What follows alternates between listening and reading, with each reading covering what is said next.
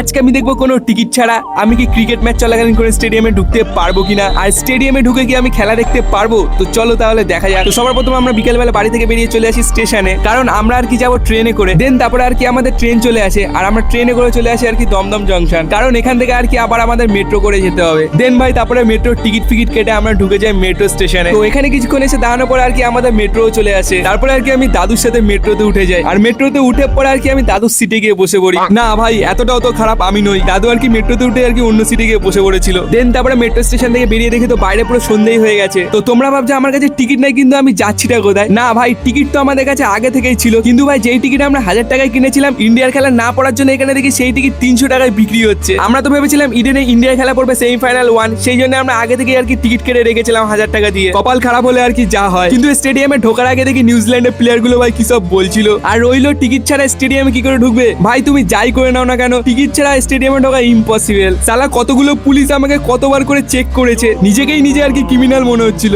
যাই হোক আমরা ঢুকেছিলাম গেট নাম্বার 11 দিয়ে। ঢোকার গেটের সামনে আর কি অতটা ভিড় ছিল না, তাই কি টিকিট ফিকিট দেখি আমরা ভেতরে ঢুকে পড়লাম। ইন্ডিয়া খেলা পড়িনি সেটা একটা দুঃখ, কিন্তু ভাই ফিনালের মাঠ থেকে মন পুষিয়ে গেছে, তার সাথে আর কি টাকা উসুল হয়ে গেছে। আর এই খেলা দেখতে আসার আমার আগের ভিডিওটাতে আর কি 1 মিলিয়ন ভিউ চলে গেছে, যেটা আর কি আমি ভাবতেও পারিনি ভাই 1 মিলিয়ন ভিউ চলে যাবে। এই জিনিসটা তো আমার পুরো ধারণার বাইরেই ছিল। Every time